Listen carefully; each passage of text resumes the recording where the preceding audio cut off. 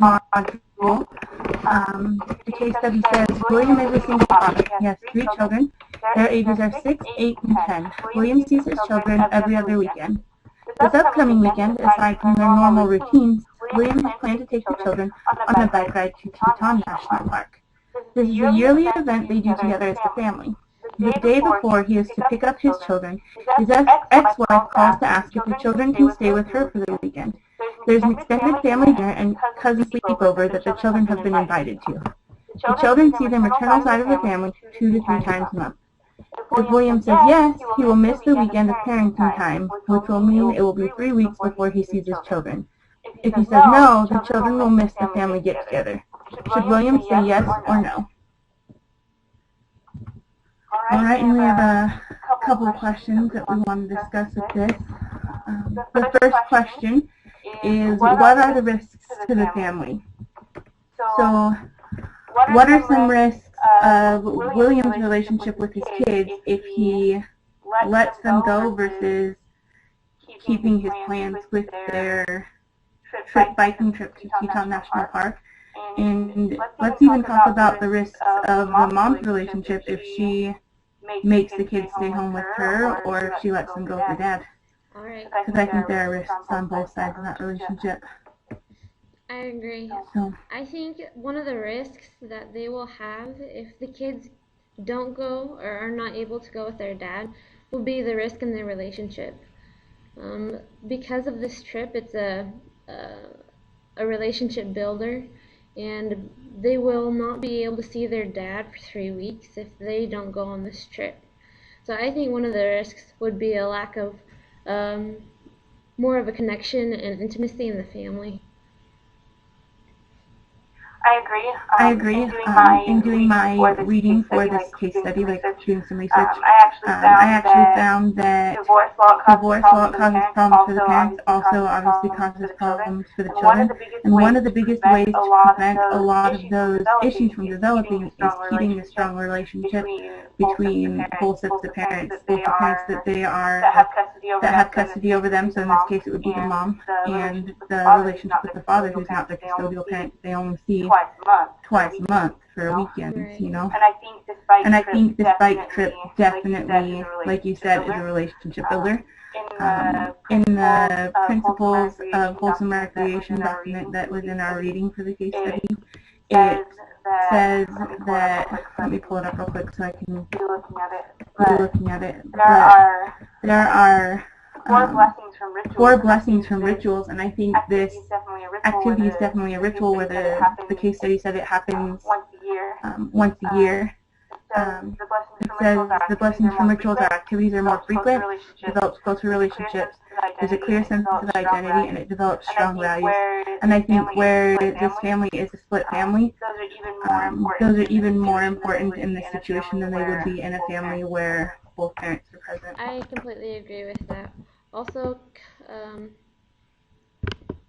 if I can open it, some of the definitions of leisure can be as time, as a state of mind, as activity, as a symbol of status, and as a holistic concept. And going off of the last definition, as a holistic concept, it says creative, physical, intellectual. I believe that this activity with their dad would be able to provide them with the holistic part of their leisure.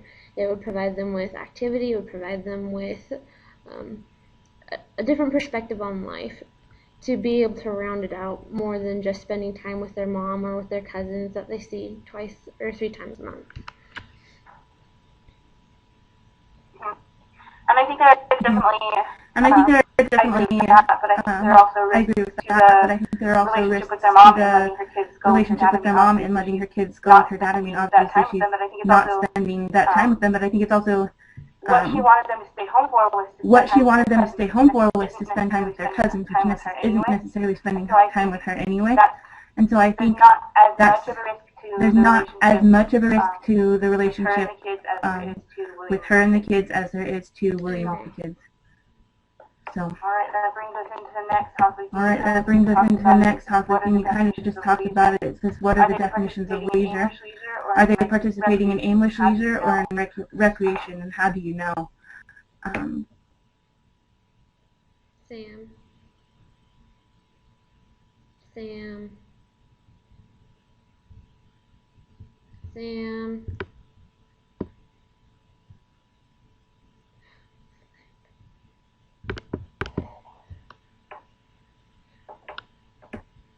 Okay, we lost connection. We're back to question number 2. We're going to go ahead and continue. Well, we're going to go ahead and continue. Kind of where we left off. We were trying to define what leisure is and decide whether they were participating in aimless leisure or recreation. Like Aaron mentioned before, the definitions of leisure is time, leisure is state of mind, leisure as activity, leisure is symbol of status, and leisure is a holistic concept. And I think the biking trip definitely fits into the biking trip definitely fits into at least 2 of these, and talked about leisure as a holistic concept, and I think it also qualifies as leisure's time. They're taking the time out of their everyday lives to go and participate in this leisure and going on the biking trip with their dad. And so I think it definitely fits into the definitions of leisure. And did you have anything you want to add on that? That aimless leisure could also be defined as activity that they were going to do, the sleepover with their parents or with their mom's side of the family, because they're not really building anything in their relationship with their mom, because most of their time will be spent with their cousins. Right. So. I also think kind of going along with that, it asks, are they participating in English leisure or recreation? Are they participating in English leisure or recreation, like we just talked about? But in the principles document, it talks about 5 guidelines for identifying wholesome recreation, and those things are the activity, purpose, focus, outcome, and needs. The activity would be definitely going on this bike ride to the Teton National Park. The purpose of this activity would be to bring the kids closer to their father. The focus of the activity would be just that. They're building their relationships. They have time to spend together. The outcome of the activity, I mean, the potential to build those relationships. I mean, we can't determine the outcome before the events actually happen, but I definitely feel like it's meeting the needs of the kids too, spending time with their dad since we only get to see them every other weekend. So I think it definitely qualifies as wholesome recreation, and those are the tools I'm using to determine that would be those guidelines. Also in those guidelines, it says in aimless leisure, it's defined as pleasure, versus wholesome recreation, which is says genuine enjoyment. And you can have genuine enjoyment in a sleepover, but I think that they would get that the genuine enjoyment, which is wholesome recreation, part of the definition for it, would be more of the bike ride. Because the pleasure would be more instantaneous, which would be the sleepover. So. Yeah. I also going along with that under that whole that same section of wholesome recreation, it talks about personal growth and development, and I think there's way more of an opportunity to grow going on a biking trip with your dad than sitting on the couch watching movies with your cousins, being idle, I guess. So. The next question talks about what individual outcomes could come in following through with their plans. And I think this definitely goes back to talking about building their relationship with their dad, and I think that's the biggest outcome that could come from this, and the thing that they need the most.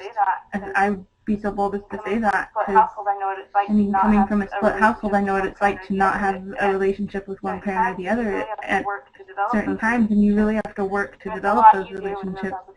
And it's a lot easier when those opportunities are provided for you, when your dad wants to spend time with you, because I've gone, 6-8 months without talking to my dad when I was in high school, and that's really hard on the kid.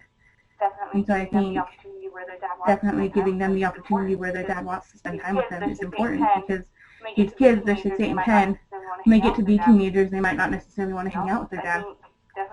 So I think definitely one of the outcomes of keeping with their plans will be building that relationship. I think one of the outcomes for going on the bike ride with their dad, I believe that the outcome, like you said, would be the relationship builder. But if we go to the mom side, and if they follow through with that one, I think the outcome of that would be not necessarily a huge builder of a relationship with their mom. It'd be more of a relationship builder with the cousins. So one of the outcomes of that would be they would lose time with their dad, especially at a time when they can build that relationship or when they'll need it as a teenager. They might lose respect for their mom if their mom forces them to have that decision, and they won't build a relationship with either parent. So. I definitely think another outcome of not following through with their plans is, does that mean you can just bail on everything else in life when something better comes along, something you've already committed to go do? Can you just up and decide, oh, well, I want to go hang out with my cousins instead? You know, is that more fun? Or, I mean, I guess I can't make an opinion for the kids because you don't know what they want to do, but I think definitely not following through with the plans is going to have more negative consequences than good consequences. So I think we've come to the point of actually making our decision, and it sounds like we're both pretty well in agreement. I mean, I don't mean to speak for you, but I think William should stick with his plans and take his kids on a bike riding trip. I don't believe that the mother should overrule the father's decision and the father's choice to be able to have the children. They should be able to make a commitment and be able to follow through with it. I agree that the father should be able to take them on the bike ride. I think they're more weighing the pros and cons like we've just talked about. I think there's more positives than negatives for going on this bike trip with their dad. Alright. So that's what gets my vote. I think they should go on their bike ride with their dad. Alright. Alright.